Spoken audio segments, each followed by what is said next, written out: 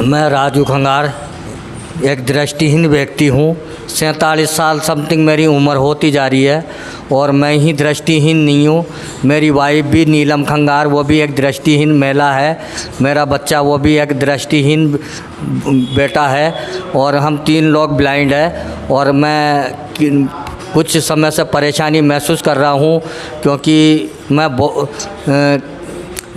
1998 से ट्रेन के अंदर अपना सामान बेच के अपनी जीविका चला रहा था। मैंने सब कुछ घर परिवार जो है। क्या सामान बेचते थे? सर मैं सबसे पहले मैंने बुके सेल करी, उसके बाद मैंने सिंगदाने मूंगफली वगैरह सेल करी और कहने का मतलब चिंगम चॉकलेटें वगैरह जो भी मैं सब मैंने सेल किया है और आज भी कर रहा हूँ। ताश पेपर शॉप सेल किए हैं, चेन ताले एयरफोन वगैरह भी सेल किए हैं।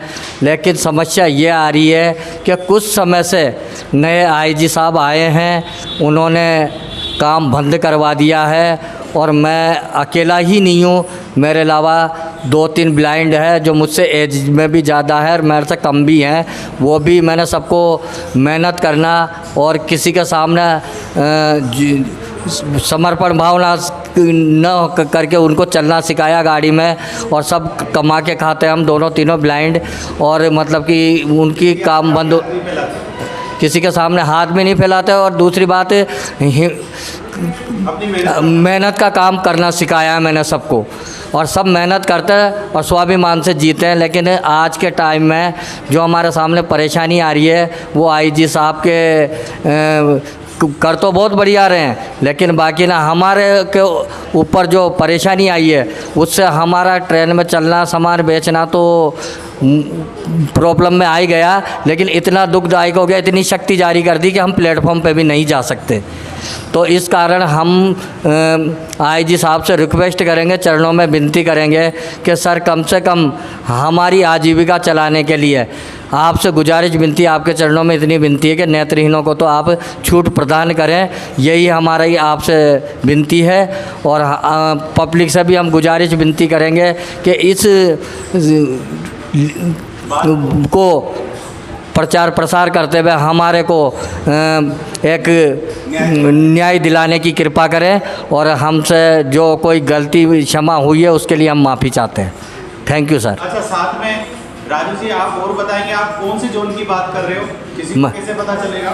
मैं जबलपुर जोन की बात करूंगा क्योंकि और जोनों में सब वेंडर लाइन में वेंडर लोग काम कर रहे हैं, लेकिन हमें वेंडरों से औरों से कोई मतलब नहीं है। लेकिन मैं तो एक दृष्टिहीन व्यक्ति की ही बात करूंगा क्योंकि हमें प्रॉब्लम देने में तो दृष्टिवान कई जगह दे जाते हैं, लेकिन नेत्रहीनों को सहने की आदत होती है तो वो सब कुछ सह लेते हैं क्योंकि उनको भगवान ने एक सहने की अलग ही क्षमता दी है।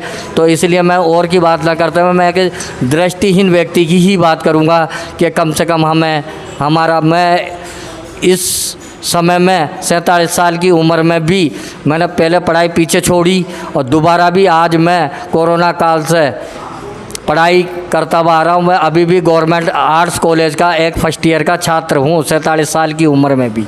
अच्छा, तो पढ़ाई कर रहे हैं साथ में? जी। आगे जॉब करने का मूड है आपको? सर जॉब लगे या ना लगे, लेकिन मैं कम से कम अपने एजुकेशन को स्वाभिमान की तरफ आकर्षित करना चाहता हूं कि कम से कम मेरा भी और लोगों की तरह बीएड वगैरह हो सके। चाहे मेरा एजुकेशन कोई काम आए ना आए, लेकिन मैं पढ़ने की इच्छा जाहिर हुई तो मैं पढ़ाई भी कर रहा हूँ। अच्छा, तो इससे आपकी पढ़ाई पे भी इफेक्ट आएगा? सर जब मेरा खर्चा ही अरेंज नहीं होगा तो मैं पढ़ कहाँ से पाऊँगा? ना बच्चों को पढ़ा सकता, ना मैं फैमिली का खर्चा चला सकता हूँ। अच्छा, आप कौन से जोन से? आपने जबलपुर जोन? जबलपुर जो कहाँ के रहने वाले हैं? सर मैं कोटा का निवासी हूँ। कोटा राजस्थान? जी। जो एजुकेशन के लिए फेमस है? जी सर। अच्छा, तो आप क्या चाहते हैं पब्लिक से? सर पब्लिक से यही गुजारिश विनती है मेरी कि जो मुझे दिक्कत आ रही है, परेशानी महसूस हो रही है, उसमें मेरा कहीं ना कहीं जो भी आप लोगों से सपोर्ट हो सके तो हाथ जोड़ के विनती है कि मेरा सपोर्ट करें। अच्छा, आपके फ़ोन नंबर इस पर डाल देते हैं नीचे, आपसे बात कर लेंगे। जी। ठीक है? जी सर। ओके, धन्यवाद। Thank you sir.